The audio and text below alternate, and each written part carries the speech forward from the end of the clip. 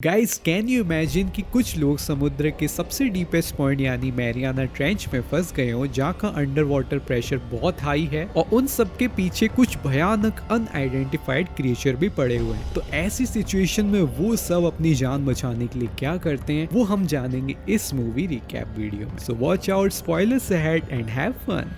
Film की शुरुआत में हम देखते हैं कि टीएन नाम की कंपनी ने पैसिफिक ओशन के मैरियाना ट्रेंच में ड्रिलिंग के लिए कुछ लोगों की टीम को समुद्र की गहराई में भेजकर रखा है, जहां अलग अलग डिपार्टमेंट के लोग टीएन कंपनी के लिए काम कर रहे हैं। सबसे पहले नोरा प्राइस नाम की मैकेनिकल इंजीनियर को हम देखते हैं। वही मालूम पड़ता है कि नोरा जिससे प्यार करती है वो इस दुनिया को अलविदा कह चुका है, तो नोरा को खोने के लिए कुछ भी नहीं बचा है, तो इसीलिए शायद वो समुद्र की इतनी गहराई में काम कर रही है। जब नोरा ब्रश कर रही होती है तभी केपलर स्टेशन में अर्थक्वेक सा आता है और भारी धमाका होता है, जिसमें आधे से ज्यादा केपलर स्टेशन बर्बाद हो जाता है और बहुत सारे लोगों की डेथ भी हो जाती है। नोरा इन सब से बचने की कोशिश कर ही रही होती है, तभी उसकी मुलाकात रॉजिरो नेजेंडा नाम के लड़के से होती है जो वहीं काम करता था। तभी नोरा देखती है कि उसकी तरफ लोग अपनी जान बचाने के लिए भागकर आ रहे होते हैं, लेकिन नोरा को गेट बंद करना पड़ता है। अगर वो ऐसा नहीं करती तो अंडर वाटर प्रेशर की वजह से पूरा का पूरा केपलर स्टेशन बर्बाद हो जाता। देन नोरा और रॉजिरो वहां से निकलने लगते हैं। तभी रास्ते में पॉल एबल नाम का शख्स मिलता है, लेकिन पॉल बुरी तरह से जख्मी होता है एंड नोरा एंड रॉजिरो पॉल को वहां से निकालते हैं और तीनों लोग साथ चलने लगते हैं। रास्ते में उन सबको बहुत सारी डेड बॉडीज दिखाई देती हैं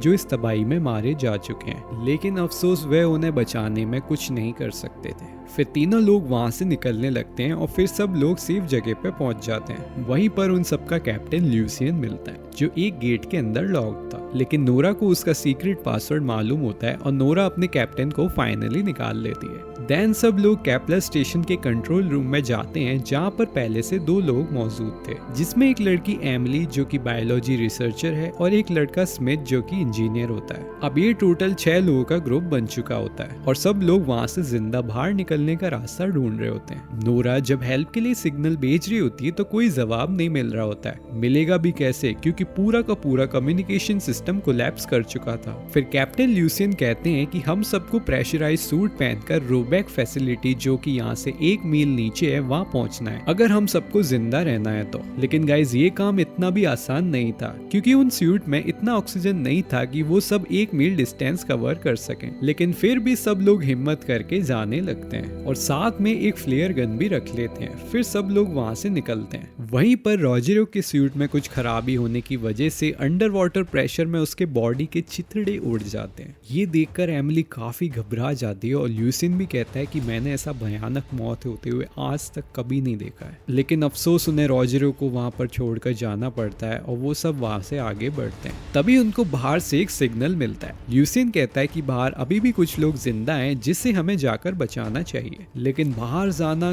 किसी खतरे से खाली नहीं था। लेकिन पॉल और स्मिथ फिर भी बाहर जाने को राजी हो जाते हैं और अंदर ल्यूसियन और नोरा एलिवेटर में कैमरा से दोनों पर नजर रखते हैं एंड थोड़े टाइम वहां पर आजू बाजू देखने के बाद दोनों को कोई भी इंसान जिंदा नहीं नजर आता है एंड वहां पर सिर्फ डेड बॉडीज ही पड़े थे। एमिली और नोरा कैप्टन से कहती कि उन दोनों को वापस बुला लिया जाए, लेकिन कैप्टन कहते कि थोड़ा और देखो, कोई जिंदा तो बचा नहीं है। तभी एक डेड बॉडी को अनआइडेंटिफाइड एनिमल खा रहा था एंड जैसे ही पॉल ने उसकी तरफ देखा तो उसने पॉल पर हमला कर दिया, लेकिन इंस्टेंटली पॉल ने फ्लेयर गन से फायर किया और उसे एलिवेटर में लाकर रख दिया। तभी एमिली उस क्रीचर को देखती है और कहती कि समुद्र की इतनी गहराई में कैसे कोई जिंदा रह सकता है। देन एमिली को समझ आ जाता है कि टीएन इंडस्ट्री इसी क्रिएचर की वजह से यहाँ पर ड्रिलिंग का काम कर रही है। तभी उन सभी को फील होता है कि कोई बड़ा सा क्रिएचर उनके एलिवेटर के बाहर मंडरा रहा था। ल्यूसियन कहता है कि तुम लोगों ने इसको यहाँ पर लाकर बहुत बड़ी गलती कर दी है। फिर से एक बार एलिवेटर को बड़ा झटका लगता है और लाइट कट जाती है एंड सब लोग केपलर के टनल में फंस जाते हैं। देन सब देखते हैं कि स्मिथ का सूट ठीक से काम नहीं कर रहा होता है,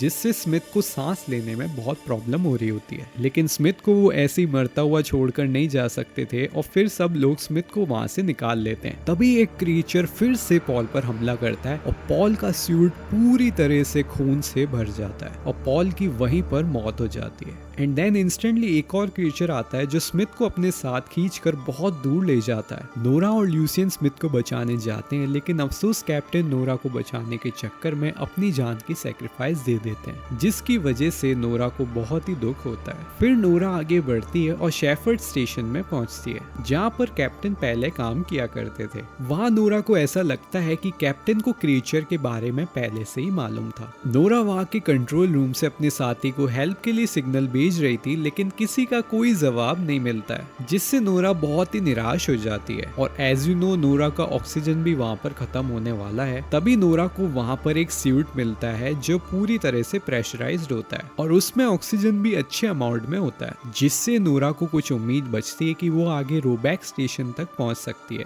नोरा सूट पहनकर वहां से निकलती है तो रास्ते में उसे एमिली और स्मिथ मिलते हैं, लेकिन स्मिथ की हालत बहुत ही ज्यादा खराब होती है। स्मिथ को रोबैक स्टेशन ले जा रहे होते हैं, लेकिन गाइस वहां पर कोई भी इंसान नहीं होता है, और होते हैं तो सिर्फ और सिर्फ खूंखार सी क्रिएचर्स। एक क्रिएचर नोरा को खींच लेता है और नोरा को मारने की कोशिश करता है, लेकिन नोरा उस क्रिएचर को फ्लेयर गन से शूट कर देती है। नोरा फिर से एक क्रिएचर को शूट कर देती है और वहीं दूसरी तरफ एमिली का ऑक्सीजन खत्म होने वाला था, लेकिन वो स्टेशन तक पहुंच चुकी थी और तुरंत अपना सूट निकाल लेती है। लेकिन नोरा का सूट अटक गया था और एमिली तुरंत ही नोरा का सूट तोड़ देती है और वो तीनों एस्केप पॉड की तरफ जाने लगते हैं। वहां नोरा को मालूम पड़ता है कि 2 ही पॉड ठीक हैं और तीसरा पॉड पूरी तरह खराब है, मीनिंग 2 ही लोग वहां से जिंदा बचकर बाहर निकल सकते हैं। देन नोरा बिना कुछ सोचे समझे स्मिथ और एमिली को भेज देती है, क्योंकि नोरा को पता था कि एमिली और स्मिथ एक दूसरे को पसंद करते हैं, और साथ ही साथ नोरा को अच्छे से पता था कि किसी अपने को खोने का गम बाद में कैसा फील होता है। वहीं अब एक बहुत बड़ा क्रिएचर नोरा के सामने आकर मंडराने लगता है और छोटे छोटे क्रिएचर एमिली और स्मिथ का पीछा करने लगते हैं। नोरा वहां पर अपने कुछ बीते हुए पलों को याद करती है, and guys this scene is completely worth it. Nora का फेस का रिएक्शन सच में दिल को छूने वाला था। देन नोरा तुरंत बॉम्ब एक्टिवेट करके पूरे के पूरे स्टेशन को उड़ा देती है, जिससे वहां पर सभी क्रिएचर मारे जाते हैं और साथ ही में नोरा की भी वहां पर फाइनल डेथ हो जाती है। वही लास्ट में कुछ न्यूज आर्टिकल दिखाया जाता है जिसमें एमिली और स्मिथ को जबरदस्ती इंटरव्यू देने के लिए टीएन इंडस्ट्री वालों ने रोका है और कंपनी वापस से मैरियाना ट्रेंच में ड्रिलिंग का काम कंटिन्यू करेगी। एंड गाइस ये मूवी यहीं पर एंड हो जाती है।